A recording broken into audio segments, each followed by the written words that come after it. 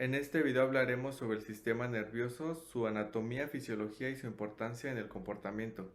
Mi equipo está compuesto por Díaz Pérez Kimberly, García Bolaños Jocelyn, García Cruz Ashley Amisaday, Génico Reyes Uriel y yo Ruiz García Jesús Emanuel. Para hablar del sistema nervioso tenemos que mencionar a la neurociencia, que es un conjunto de ciencias cuyo objeto de investigación es justamente el sistema nervioso. Además, el propósito de las neurociencias es entender cómo el encéfalo produce la marcada individualidad de la acción humana. A esta aportan varias carreras profesionales, como el neurólogo, el neurocirujano, el fisioterapeuta y el neuropsicólogo, por hablar de algunas. Uno de los procesos cognitivos más importantes para los seres humanos es el aprendizaje y la forma en la que podemos entender cómo se logra desarrollar y adquirir en algún tiempo de conocimiento, y a su vez el aprendizaje es necesario para revisar los aspectos biológicos, sociales y culturales por todas aquellas experiencias obtenidas, con la finalidad de poder generar ciertas habilidades que, que te permitan un óptimo desarrollo. Durante el transcurso de este video expondremos explicaremos de la mejor manera posible los aspectos biológicos más importantes del sistema nervioso, así como sus divisiones y sus composiciones anatómicas, además de su importancia con el comportamiento. Ahora hablaré sobre la importancia del estudio del sistema nervioso y su relación con el comportamiento.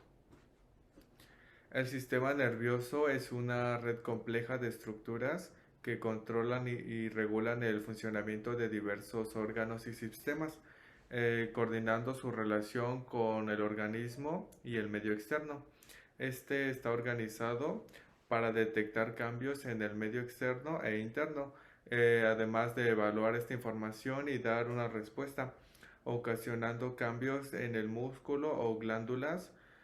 Una de las principales razones por la que es importante el estudio del sistema nervioso dentro de la psicología es que nos permite comprender su comportación en la generación de las conductas del individuo y la función adaptativa que desempeñan.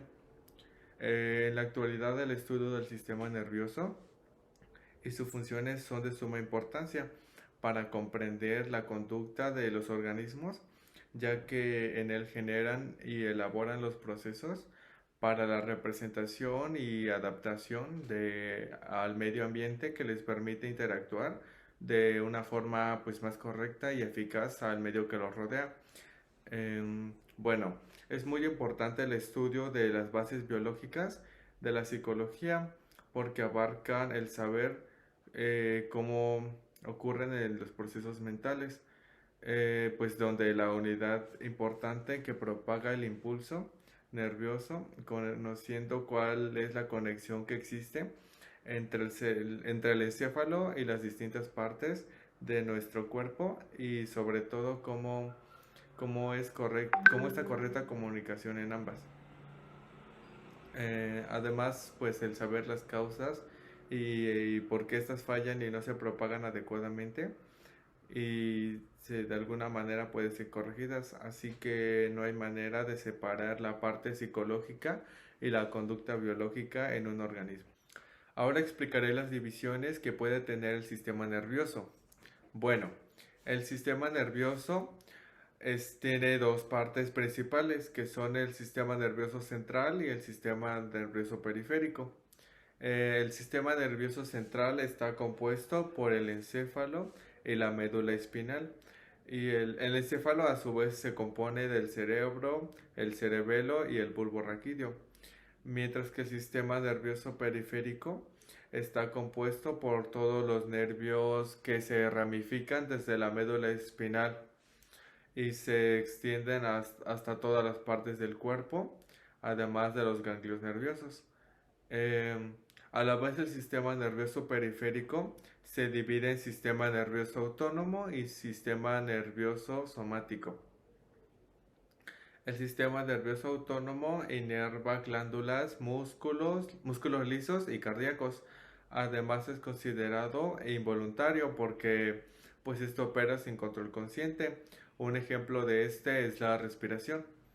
El sistema nervioso periférico también se divide en sistema nervioso somático, el cual pues provee de nervios principales a los músculos esqueléticos y está asociado al movimiento voluntario, por ejemplo, caminar y hablar. Además de esas divisiones, el sistema nervioso autónomo se divide en sistema nervioso simpático y sistema nervioso parasimpático. El sistema nervioso simpático prepara el cuerpo para situaciones que requieren estado de alerta o fuerza, como situaciones que despierten temor, ira, emoción o vergüenza. Y por su parte, el sistema nervioso parasimpático está activo durante los periodos de digestión y de descanso. Estimula la producción de enzimas digestivas y estimula los procesos de digestión, micción y defecación. Reduce la presión arterial y las frecuencias cardíacas y respiratorias y conserva pues la energía mediante la relajación y el descanso. Yo les voy a hablar un poco acerca del sistema nervioso central, cómo es su anatomía y su fisiología. El sistema nervioso es un complejo conjunto de células encargadas de dirigir, supervisar y controlar todas las funciones y actividades de nuestros órganos y nuestros organismos, y en general.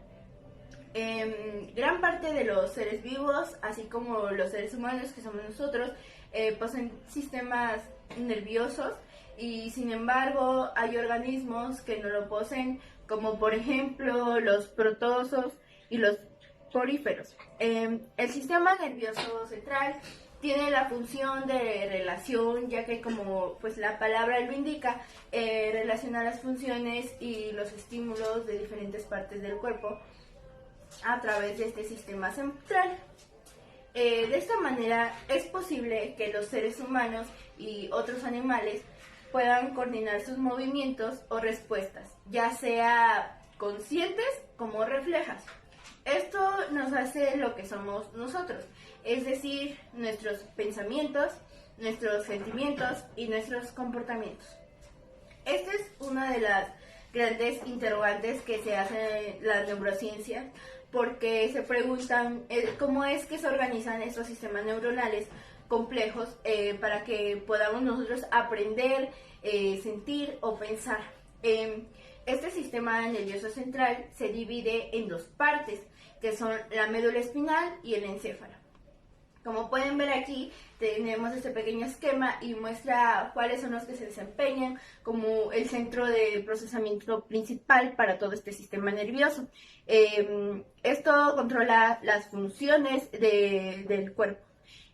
Pues bien, yo les voy a hablar sobre el encéfalo, que es una parte de que se divide este sistema, y es que el encéfalo es una masa nerviosa que se encuentra protegido por los huesos del cráneo.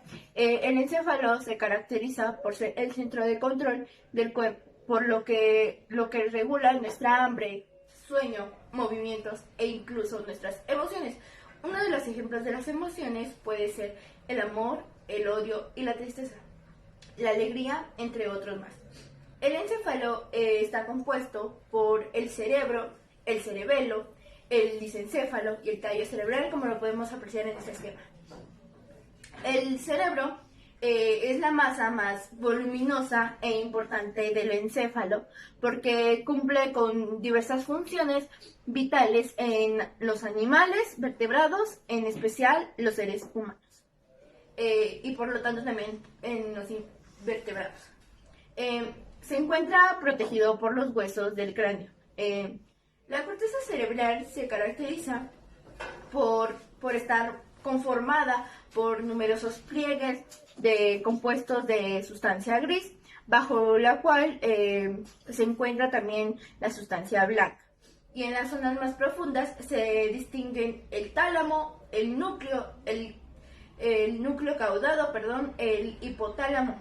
Estos a su vez se diferencian en dos partes del cuerpo llamados hemisferios, que son los hemisferios que es el hemisferio derecho y el hemisferio izquierdo, los cuales se comunican a través del cuerpo calloso.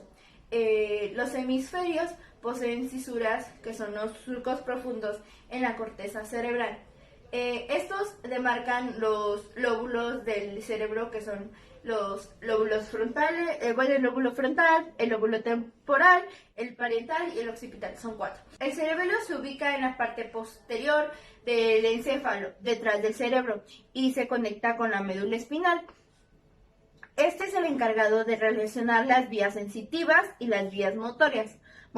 Por ello es posible mantener nuestra postura, como están viendo acá, el equilibrio para no movernos y lo corporal. También coordina pues los movimientos que estoy haciendo ahorita, nuestra manera de escribir, de correr, de caminar y todo eso, como la tensión muscular. El diencéfalo es una estructura del cerebro formada por sustancia gris localizada entre los hemisferios cerebrales y el tronco del encéfalo. Por debajo del encéfalo y por encima del mesencéfalo, en otras palabras, si el cerebro fuera la Tierra, el diencéfalo sería prácticamente como pues el núcleo terrestre, por así decirlo. El diencéfalo se compone de lo siguiente que les voy a explicar acá: el tálamo, que es una de las regiones más grandes del diencéfalo y tiene una gran importancia capital en lo correcto del funcionamiento del cerebro. El tálamo es la estructura que recibe la información de todos los sentidos y la integra más que nada. Es decir, que hace que recoja y que llegue los distintos sentidos y de forma como un conjunto, pues, para que las estructuras de la corteza cerebral tenga más sencillo a la hora de procesar su información, como su función que sea más fácil, pues. El tálamo que les estoy mostrando en estas imágenes está involucrado en muchas formas o otras funciones, como por ejemplo el control del ciclo, del sueño, el desarrollo de la memoria a largo plazo, la capacidad de alerta e incluso nuestra conciencia. El hipotálamo, que está en esta diapositiva, es la estructura más importante del cerebro en lo que se refiere al desarrollo de conductas esenciales para garantizar la supervivencia, pues regula su producción más que nada de distintas hormonas vinculadas a las respuestas, acciones primitivas y todo esto. Esto incluye controlar el hambre, regular nuestros impulsos, desarrollar el apetito sexual e incluso regular como que las funciones de los órganos viscerales y pues controlar nuestro sistema endocrino, es decir, nuestro conjunto de glándulas de nuestro cuerpo humano. La glándula pituitaria, que se las estoy mostrando por aquí, también conocida como la hipófisis, esta glándula es una glándula, ¿no? De pequeño tamaño, situado en la región del diencéfalo, y produce muchas hormonas distintas, como lo pueden ser la tirotropina, bueno, todas esas, la oxitocina, y su funcionamiento está especializado especialmente en el regulado por el hipotálamo. El epitálamo, que les voy a mostrar por aquí, es una región del diencéfalo vinculado a lo que tradicionalmente conocemos como el instinto que tenemos los seres humanos. El tálamo y el hipotálamo también se relaciona con el sistema límbico. Por lo tanto, el epitálamo está involucrado en las emociones más primitivas, como lo son el miedo, la agresividad y el placer. El desarrollo de la personalidad individual, el apetito sexual, el hambre, la memoria, el control de los ciclos de sueño, nuestra conducta y todo eso. El subtálamo que lo van a ver aquí, es otra región importante del diencéfalo, con la particularidad de que, pues a diferencia de las otras estructuras que hemos visto, está formada no solo por sustancia gris, sino también pues por la sustancia blanca. Es decir, que tiene agrupaciones de neuronas mielinizadas y así. El tallo cerebral que les voy a mostrar en esta diapositiva, o mejor conocido como tronco cerebral, es el que se une el cerebro con la médula, por lo que se encarga de controlar diversas funciones como la respiración o nuestro ritmo cardíaco. El tallo cerebral o tronco cerebral está compuesto por el mesencéfalo, que controla los movimientos oculares y regula más que nada los reflejos de los ojos, de la cabeza, del cuello y todo eso. La protuberancia anular funciona como una vía sensitiva que conduce las sensaciones desde la médula hasta el cerebro. Bueno, sí, de la médula hasta el cerebro y viceversa. Asimismo, es una estructura que nos permite pues mantener el equilibrio, ya sea pues todo eso, ¿no? El bulbo raquídeo controla el ritmo cardíaco, la presión sanguínea e interviene en el ritmo respiratorio. También controla la deglución, el vómito, el estornudo y la tos. Bueno, hasta aquí ya les acabo de explicar. Muy bien, el siguiente tema es la médula espinal y los pares craneales. La médula espinal comienza en la base del cerebro, recorre la columna cervical y finaliza en la parte baja de la columna dorsal. Está formada por los orificios de 7 vértebras cervicales, 12 torácicas, 5 lumbares y 5 sacros, que en un conjunto forman la columna vertebral. La longitud de la médula espinal es de aproximadamente 45 centímetros en hombres y 43 centímetros en mujeres. Después de que la médula espinal se detiene en la parte baja de la columna dorsal, las raíces nerviosas de los niveles lumbar y sacro surgen de la parte inferior de la médula y salen de la columna vertebral. Algunas de sus principales funciones de la médula espinal incluye la comunicación eléctrica química a través de la sinapsis, como las corrientes eléctricas viajan arriba y abajo de la médula espinal, enviando señales que permiten que diferentes segmentos del cuerpo se comuniquen con el cerebro. También hablaremos sobre los reflejos. Estas son respuestas involuntarias predecibles a estímulos que involucran al cerebro, la médula espinal y los nervios del sistema nervioso periférico. También hablaremos del control del movimiento. La acción, por un ejemplo, sería la acción de caminar paso a paso, que incluye diferentes factores que deben coordinarse adecuadamente para permitir que ocurra este movimiento o este gesto. Pasamos al siguiente, que serían los nervios espinales. Bueno, un nervio espinal es un nervio mixto que transporta señales motoras, sensoriales y automáticas entre la médula espinal y el cuerpo. En el cuerpo humano hay 31 pares de nervios espinales, uno a cada lado de la columna vertebral. Están los nervios espinales cervicales, que consta de 8 pares. Estos controlan las señales hacia la parte posterior de la cabeza, el cuello y los hombros, los brazos y las manos y el diafragma. Los nervios espinales torácicos o dorsales se constituyen de 12 pares. Controlan las señales hacia los músculos del tórax, algunos músculos de la espalda y partes del abdomen. Los nervios espinales lumpares consta de 5 pares. Y controlan las señales a las partes inferiores del abdomen y la espalda, los glúteos y algunas partes de los órganos genitales externos y partes de la pierna. Los nervios espinales sacros, igual de 5 pares, controlan las señales hacia los muslos y las partes inferiores de las piernas, los pies, la mayoría de los órganos genitales externos y el área alrededor del trasero. El nervio coxígeo, más consta de un par, es el único que transporta información sensorial de la piel de la parte inferior de la espalda. pasamos a las raíces nerviosas. Las raíces nerviosas espinales salen de la médula espinal. Para cada segmento espinal, que es el área de la médula que corresponde al nivel de la vértebra, a través del cual los nervios tienen su salida hacia las partes del cuerpo, existen 4 tipos de raíces nerviosas. 2 en el frente, que son las ventrales, y 2 de atrás, que son las dorsales.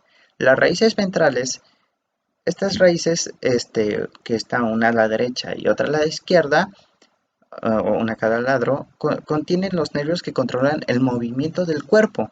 Los nervios y las raíces nerviosas ventrales se llaman neuronas motoras. Las raíces dorsales son los nervios que transportan información sensorial del cuerpo a la médula espinal o al cerebro y se denominan neuronas sensoriales. Una vez que alcanza la médula espinal o el cerebro, la información sensorial será transmitida a través de las neuronas sensoriales que se interpreta como sensación. Al igual que en el cerebro, en la médula nos encontramos tanto una sustancia gris como una sustancia blanca. Sin embargo, la disposición es aquí inversa, dando que la sustancia gris está en una posición interna y la sustancia blanca está en una posición externa. Bueno, la sustancia gris en la médula espinal, su coloración es debida a que se trata de un conjunto de núcleos de neuronas que proyectan sus axones a otras áreas. La sustancia gris se estructura en diferentes astas, siendo las principales el asta ventral, el asta dorsal y la zona intermedia. Existe también el asta lateral, pero únicamente en la zona torácica y el principio de la lumbar. La sustancia blanca está formada principalmente por los axones de las neuronas, interconectando médula y cerebro. Está organizada en diferentes fibras que reciben el nombre de las zonas en las que conectan, pudiendo ser ascendentes o descendentes. En la médula se pueden encontrar 3 columnas, la dorsal, la lateral y la ventral, como se había dicho. En pares craneales hay un total de 12 pares de nervios, los llamados pares craneales. Estos van directamente desde el encéfalo hasta diversos puntos de la cabeza, el cuello y el tronco. Algunos de estos nervios están relacionados con las funciones sensoriales como los sentidos, ya vista, oído y gusto, mientras que otros tienen como función el control de los músculos de la cara o la regulación de ciertas glándulas. Los pares de nervios craneales se designan mediante nombres y números romanos, siguiendo su orden de localización desde la zona frontal, desde la frente, hacia la parte posterior de la cabeza. Los siguientes son los nervios craneales. El primero es el nervio olfatorio, el segundo es el nervio óptico, el tercero, cuarto y sexto son los nervios del movimiento de los ojos, el quinto es el nervio trigémino, el séptimo es el nervio facial, el octavo es el nervio vestíbulo coclear o auditivo, el noveno es el nervio glosofaringeo, el décimo es el nervio vago, el onceavo es el nervio accesorio y el doceavo nervio hipogloso. Bueno, ahora yo les voy a hablar sobre el sistema nervioso periférico. Primeramente, el sistema nervioso periférico está constituido por nervios que van desde el encéfalo y la médula espinal y hacia todo nuestro cuerpo, nuestras extremidades. Los nervios que salen del encéfalo son llamados nervios craneales y son 12 pares. Los nervios que salen de la médula espinal, pues son llamados nervios espinales y son 31 pares.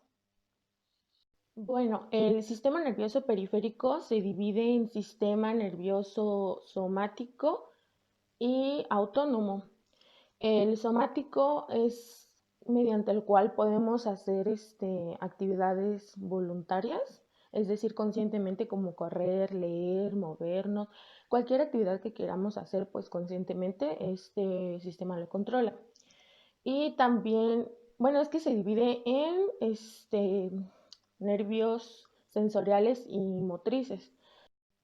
Mediante los nervios sensoriales o sensitivos son con los que podemos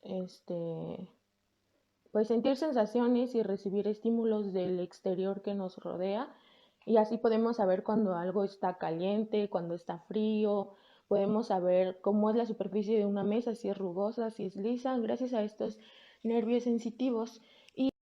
Y estos mensajes que nuestros nervios sensitivos perciben del exterior son enviados a nuestro sistema nervioso central para que ahí se procesen y sepa cómo actuar nuestro cerebro ante situaciones. Pero también pues son voluntarias, pero también existen las involuntarias, que son llamados arcos reflejos, en las que ni siquiera tienes que pensar en, por ejemplo, cuando pones tu mano en una estufa y está caliente, inmediatamente, sin pensarlo, instantáneamente, en cosa de milésimas de segundo, la quitas. Y esto es un arco reflejo en la que el nervio siente que está en peligro, que estás en peligro, y rápidamente envía la señal a la médula espinal, y por eso es tan rápido. Lo envía lo más rápido que puede para que hagas la acción de quitar tu mano. Eso también lo controlan los nervios sensitivos. Y ahora los nervios motores o motrices son los que les dije hace rato, con los que podemos correr, leer, hacer cualquier actividad conscientemente, como por ejemplo ahorita que estoy hablando, pues todos esos son gracias a mis nervios motores. Y pues estos nervios motores reciben señales desde el sistema nervioso central para poder realizar actividades, es decir, desde el sistema nervioso central es enviada la señal hacia los órganos efectores, se llama, que son los que van a realizar los movimientos, son los músculos que van a realizar los movimientos y son estimulados por esta señal del nervio que viene desde el sistema nervioso central. Por eso, básicamente sí tienes que pensar lo que vas a hacer, pero igual es en cuestión de milésimas de segundo, porque así trabaja nuestro sistema nervioso. Eso es lo interesante y muy extraordinario que encuentro en el sistema nervioso, porque en cuestión de segundos rápido pienso, quiero mover mi mano, quiero hablar, y ya lo estás haciendo, ¿no? Y ahora vamos con el sistema nervioso autónomo. Pues como su nombre lo dice, es autónomo, es decir, pues trabaja sin necesidad de que nosotros lo controlemos. Es inconsciente, involuntario. Por ejemplo, la acción de respirar, de que lata nuestro corazón, todo eso nosotros no lo tenemos que pensar, o sea, ya ni siquiera estamos conscientes de eso. Simplemente pasa porque pues son acciones que nos mantienen vivos, que son vitales para nuestra supervivencia, y pues ya se realizan de manera inconscientemente. El sistema nervioso autónomo, a su vez, tiene dos subdivisiones, la simpática y parasimpática. La simpática actúa en situaciones de emergencia, es decir, pone a tu cuerpo como en alerta para prepararlo para luchar, para pelear. Es cuando siente tu cuerpo que está en peligro y te prepara para poder hacer todas esas acciones. Es por eso cuando a veces pasa algún accidente o algo así, las personas dicen que no saben de dónde sacaron fuerza, pero lograron escapar o así. Y pues eso proviene de la división simpática, ya que se secreta la adrenalina y noradrenalina.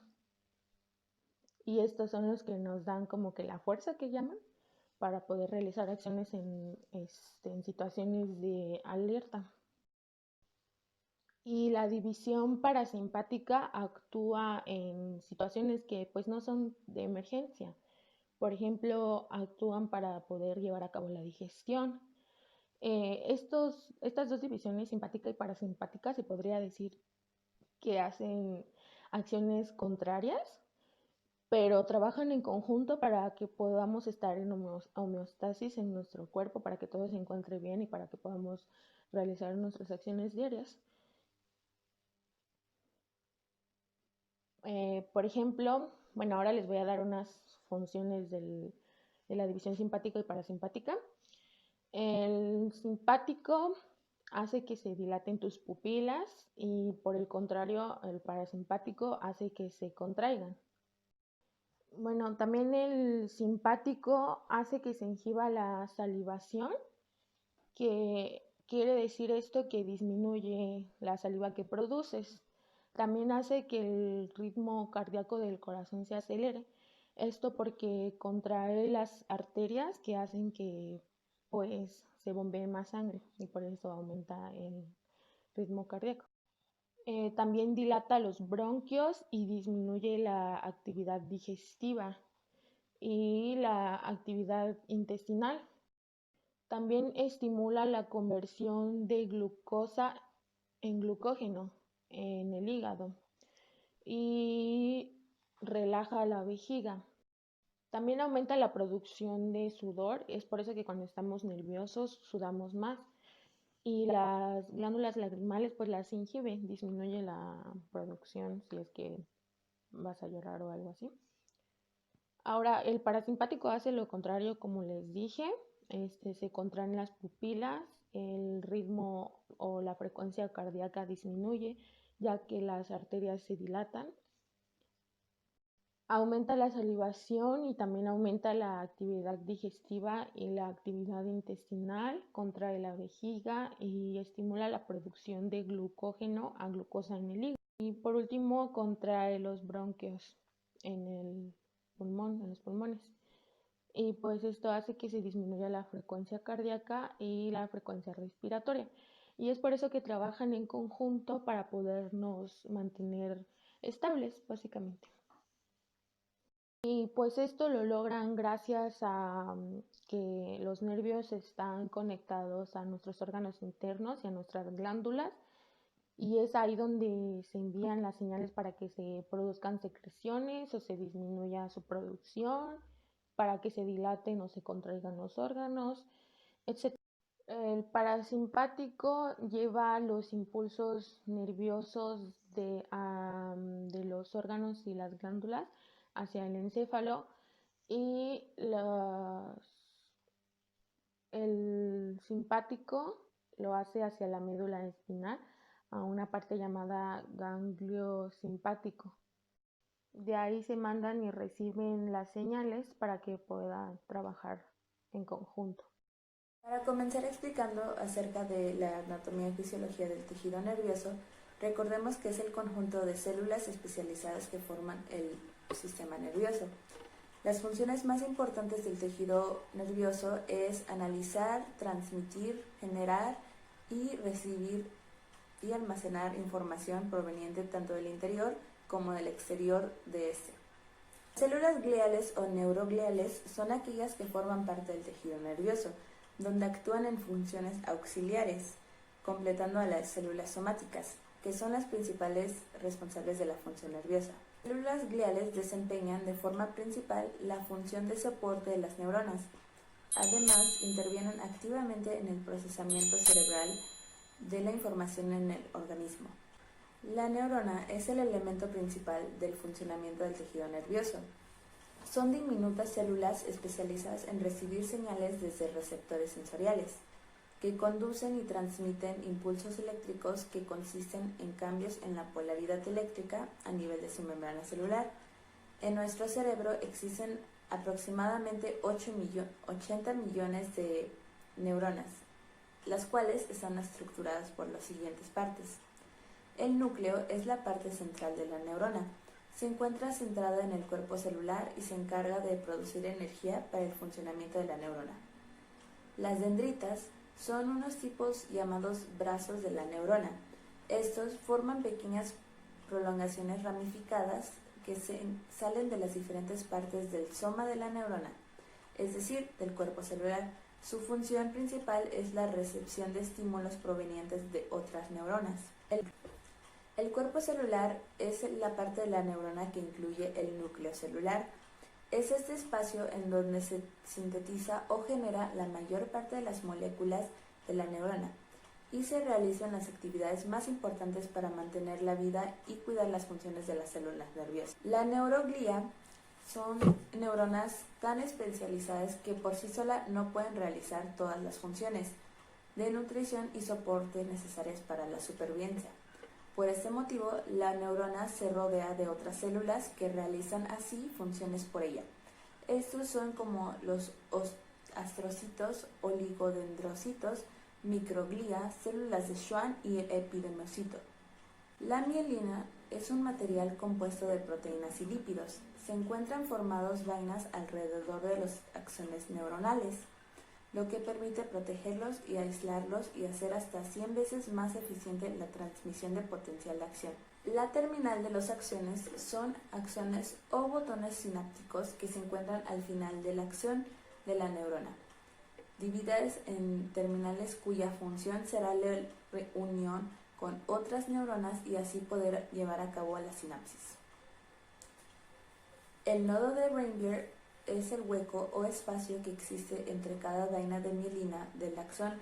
El espacio de cada vaina es necesario para optimizar la transmisión del impulso y que éste no se pierda. Este se conoce como la función saltatoria. El nodo de Ranvier, su principal función es facilitar la conducción y optimizar el consumo energético. El axón es otra parte fundamental de la neurona. El axón es una fina y alargada fibra nerviosa envuelta en vainas de mielina que se encarga de transmitir las señales eléctricas desde el soma de la neurona hasta los botones terminales. Podemos encontrar que las neuronas se dividen en tres tipos diferentes. Las primeras son las llamadas según la dirección de su neurotransmisión. Estas son las neuronas sensoriales, las neuronas motoras y las interneuronas. Las neuronas sensoriales son aquellas en donde transmiten las señales eléctricas desde los órganos sensoriales hasta el sistema nervioso central, es decir, el cerebro. Por lo tanto, son las neuronas que partiendo desde los órganos de vista, el olfato, el tacto, el gusto y el oído, envían la información al cerebro para que sea interpretada. Las neuronas motoras son aquellas que tienen un flujo de dirección inverso, es decir, estas envían la información desde el sistema nervioso central hasta los órganos y tejidos encargados del movimiento voluntario e involuntario. Las neuronas motoras son aquellas que permiten tanto cómo movemos las piernas cuando lo deseamos hasta que nuestro corazón palpite sin pensar en ello. Las interneuronas tienen un flujo de información que solo se da entre las neuronas y cumplen con las funciones más complejas del sistema nervioso. Se sabe que intervienen en los pensamientos, los recuerdos, los actos reflejos y los razonamientos. Ahora encontramos las que son clasificadas según su morfología, es decir, la estructura que formen la parte de la neurona. Las neuronas unipolares son aquellas que son propias de los animales invertebrados, es decir, que los humanos no las tenemos. Se trata de neuronas más sencillas en cuanto a su estructura, pues el soma no tiene dendritas. El axón cumple tanto con la función de transmitir impulsos eléctricos como de detectar la presencia de neurotransmisores. Las neuronas pseudo-unipolares son aquellas que sí se encuentran en animales superiores y pese a que pueden parecer unipolares, lo cierto es que en la punta del axón hay una bifurcación, dando lugar a dos prolongaciones. Una actúa transmitiendo los impulsos eléctricos y otra recibiendo la información. Son las neuronas más comunes en el sentido del tacto y de la percepción del olor. Las neuronas bipolares son aquellas que tienen un solo axón que transmiten los impulsos eléctricos a una sola dendrita. Esta se encarga de captar las neurotransmisiones durante la sinapsis. Están especialmente presentes en la retina, en la cóclea, en el vestíbulo y la mucosa olfatoria, es decir, participando en los sentidos de la vista, el oído y el tacto. Las neuronas multipolares son las que tenemos en mayor cantidad y precisamente por ello es la morfología que se nos viene a la cabeza cuando hablamos de neuronas.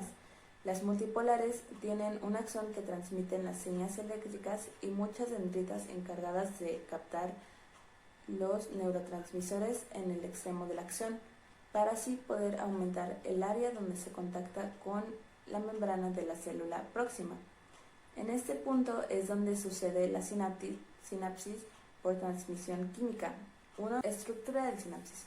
La estructura consiste en que cuando llega el impulso eléctrico hasta el final del axón, provoca la liberación de la hendidura sináptica de las sustancias químicas creadas dentro de la neurona, llamadas neurotransmisores. Estos son los que poseen y guardan la información que se transmite de la neurona. Los neurotransmisores son reconocidos por los receptores que se encuentran en la membrana celular. Estos actúan como si fueran un mecanismo de tipo llave cerradura. Esta apertura se dedica a transferir la información que transportaba la célula anterior con la que se realizó la comunicación, desencadenando varios procesos fundamentados en la información transmitida. Una sinapsis se encuentra conformada por el axón terminal de la neurona presináptica, que también lleva las vesículas con neurotransmisores, la hendidura sináptica, los receptores de la membrana celular postsináptica y la glía, que ayuda a los neurotransmisores usados y también provee energía de los neurotransmisores. La principal función de la sinapsis es permitir la transmisión de información entre las diferentes neuronas. Se trata pues de un elemento fundamental en funcionamiento del organismo, posibilitando la realización y coordinación de todos los procesos que permiten realizar las diferentes funciones vitales, así como las capacidades físicas y mentales, tanto básicas como superiores. Ahora les explicaré la clasificación de los tipos de sinapsis. Bueno, no existe un solo tipo, sino que pueden encontrarse diferentes clasificaciones y tipologías en función a diferentes parámetros, como el lugar en el que generan la conexión con otra neurona o el tipo de elementos que circulan entre ellas. Así podemos encontrar los siguientes tipos. El primero es según lo que se transmita. Existen sinapsis químicas y sinapsis eléctricas. Las sinapsis químicas se tratan del tipo de sinapsis mayoritaria en nuestro organismo. En estas sinapsis la información se transmite de forma química a través del envío por parte de la neurona presináptica de diferentes neurotransmisores que la neurona postsináptica capta mediante diferentes receptores cuya acción genera una alteración en forma de potencial excitatorio o inhibitorio, que ésta puede terminar o no con la generación de un potencial de acción por parte de la neurona postsináptica. Son sinapsis versátiles, puesto que las neuronas pueden inhibir la acción de otra dependiendo de que se activen o no. Sinapsis eléctricas. En este tipo de sinapsis la información se transmite de forma directa a nivel eléctrico a fluir directamente los iones entre el componente pre y postsináptico. No tienen versatilidad, ya que pues su interacción no permite que una neurona inhiba la acción de otra. En este tipo de sinapsis existe una realidad, un contacto entre neurona pre y postsináptica a través de las uniones o canales formados por proteínas. Este tipo de sinapsis son propias del nervio óptico y su conexión con conos y bastones en el ojo, también de animales invertebrados. El siguiente es según el efecto. La interacción que hay entre neuronas puede tener principalmente dos efectos que se corresponden con los siguientes tipos de sinapsis: la sinapsis excitatoria y la sinapsis inhibitoria.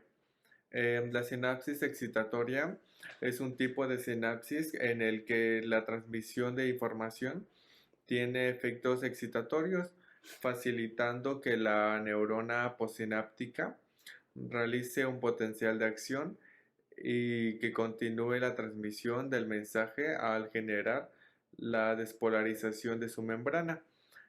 Por su parte, la sinapsis inhibitoria dificulta la aparición de un potencial de acción al hiperpolarizar la célula postsináptica. Se hace más difícil que la información se transmita a través de la neurona postsináptica hacia otras conectadas con ella. El último tipo de sinapsis es según el lugar de conexión. Esta trata en que según el lugar en el que se conectan entre sí, podemos encontrar los siguientes tipos de sinapsis. El- las sinapsis axodendríticas, sinapsis axosomáticas y sinapsis axoaxónicas. Las sinapsis axodendríticas es el tipo de conexión más frecuente y prototípica. La conexión sináptica se da entre el axón de la neurona presináptica y las dendritas de la neurona postsináptica. Generalmente tiene efectos excitatorios. En las sinapsis axosomáticas, el axón de la neurona presináptica se conecta con el soma o núcleo de la postsináptica. Generalmente tiene efectos inhibitorios en la segunda. Y la sinapsis axoaxónica es un tipo de conexión que suele darse de manera que suelen darse efectos moduladores a la hora de que una neurona libere determinadas cantidades de neurotransmisores hacia otra.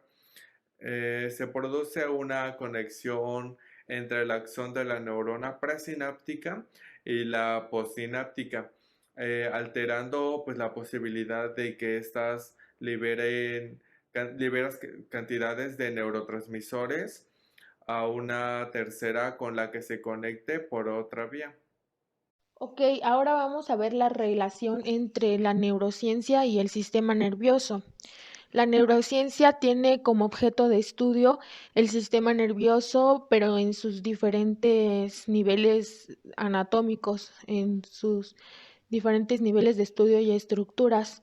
Van desde lo fisiológico, lo anatómico, cómo están constituidos y cómo funcionan juntos para lograr el objetivo del sistema nervioso, que es recibir los estímulos e información del exterior para saber cómo actuar ante estos estímulos.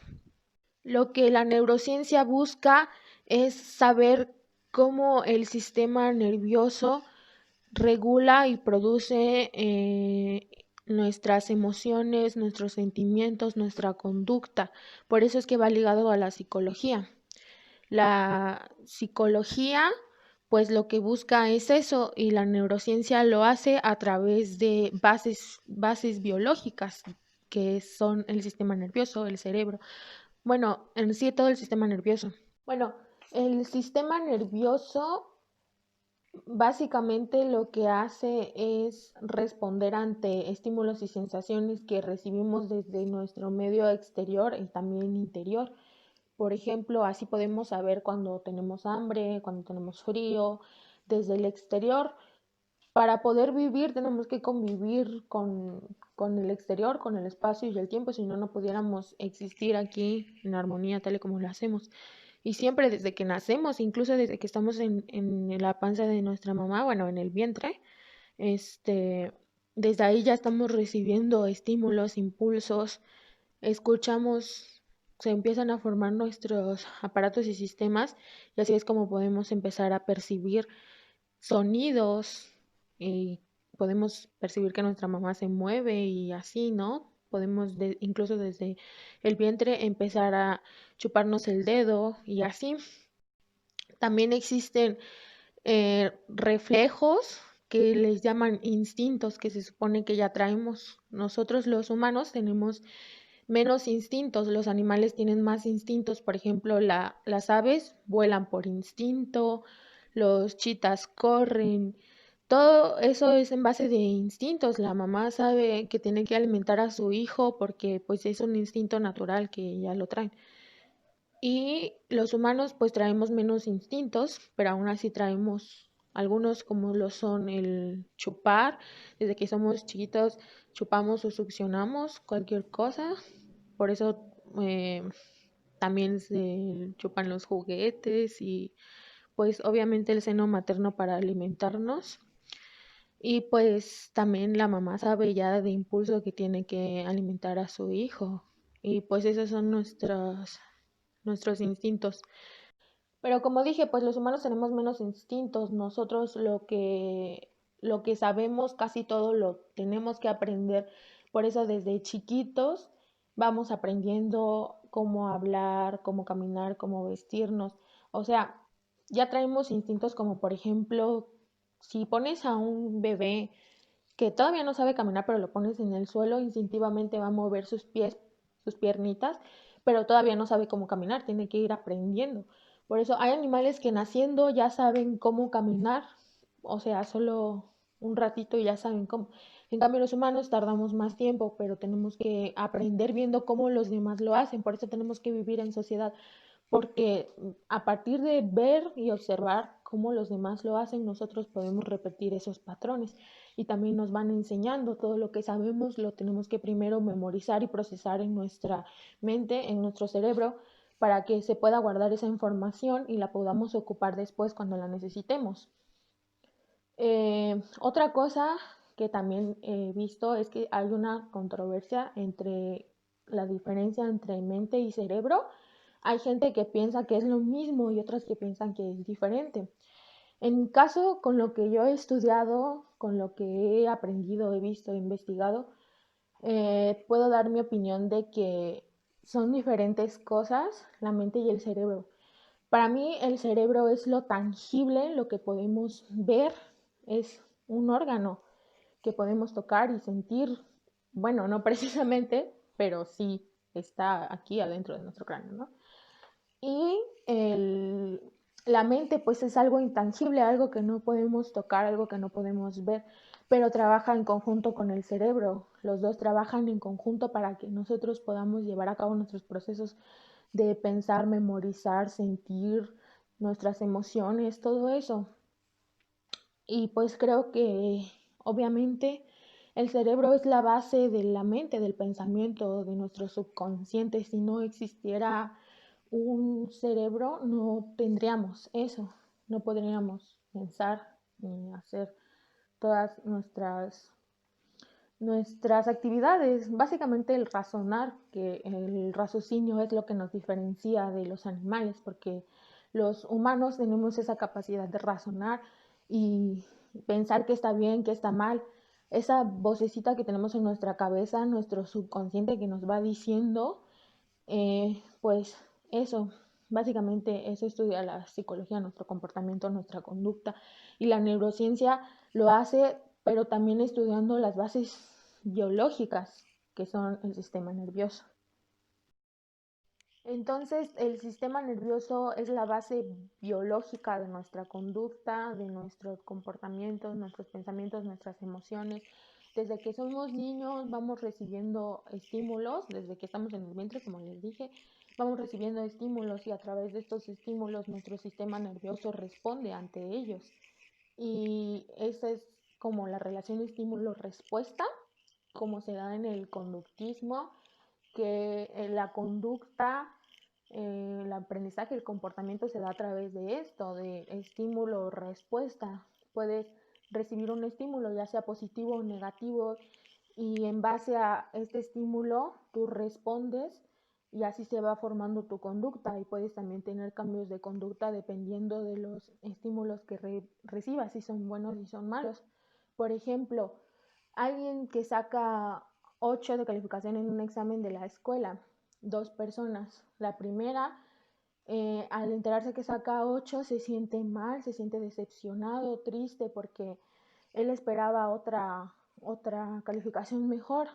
Y entonces ese es el estímulo y su respuesta es sentirse mal, sentirse triste. Y la otra persona que al enterarse que sacó 8 se siente feliz, se siente satisfecho con su trabajo porque pues es como lo que se esperaba, a lo mejor. Y pues así es como nosotros podemos responder a diferentes estímulos de diferente forma. También está eso de la percepción y lo que realmente está pasando. Esto es la diferencia entre la percepción y la sensación. La percepción es nosotros cómo tomamos, cómo respondemos ante las sensaciones que tenemos. Y por eso, como dije, todas las personas responden de manera diferente a las mismas sensaciones. Por ejemplo, otro ejemplo que puedo ver, como hablábamos en la clase, de un mango en vinagre, dos personas pueden verla y a una le puede empezar a través de ese estímulo la respuesta es salivar y para la otra pues no le produce nada porque tal vez no le gusta o porque no lo ha probado o incluso a una tercera persona lo ve y le puede producir náuseas, asco porque tal vez lo probó y no le gustó. Entonces, dependiendo de la persona es la respuesta al estímulo de la percepción con la que se ve. Y por eso a través de esto es que también puedes cambiar tu conducta. Puedes empezar a ver de manera diferente lo que en realidad está pasando y cómo tú lo percibes. Está también la neurociencia cognitiva y dentro de esta rama tenemos la psicología filosófica, la cual estudia la variación de la conducta que se produce tras la inducción de cambios en el sistema nervioso.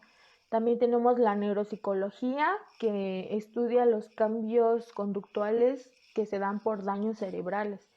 Y también tenemos a la psicofisiología que estudia los cambios en señales psicofisiológicas que siguen variaciones estimulares o conductuales. Y pues bueno, ya como último, pues creo que ya quedó claro que la conducta en nuestro comportamiento tiene todo que ver con nuestro sistema nervioso y con los estímulos y sensaciones que recibimos del exterior y del interior de nuestro cuerpo. Toda nuestra vida va a estar llena de estímulos, de sensaciones y de las respuestas ante las que vamos a dar ante estos estímulos. Y pues eso es lo que nos forma como personas, como nuestro comportamiento, nuestra forma de ser y por eso cada persona es diferente, responden diferente a sus estímulos y también aprenden de lo que ven. Desde que somos pequeños siempre somos observadores y observamos lo que está en nuestro exterior, cómo actúan nuestros padres, puede influir en cómo actuamos nosotros porque al ver cómo lo hacen podemos replicar estos comportamientos, pero aún así pueden haber estímulos o episodios que cambien nuestra vida, por ejemplo, no sé, que se muera algún familiar cercano, todo esto puede hacer que cambies tu manera de ser, de sentir, de pensar y pues por eso también es que existen los traumas y todo eso. Y pues un daño en el sistema nervioso cambia tu comportamiento, cómo actúas. Por eso a las personas que nacen con discapacidades que no se les desarrollaron bien todo su sistema nervioso, pues no tienen las mismas capacidades que nosotros de pensar, de responder ante los estímulos. Y pues ya, creo que quedó bastante claro que pues es un conjunto y que es la base y es todo lo necesario del sistema nervioso para nuestra conducta y nuestro comportamiento. Sin él no podríamos tener nada. Y también de los estímulos que recibimos del exterior. Los procesa y pues esto como resultado nos da nuestros comportamientos, nuestro aprendizaje, nuestras emociones y todo. Y pues gracias, espero que les haya gustado y que haya quedado muy claro. Y pues ya,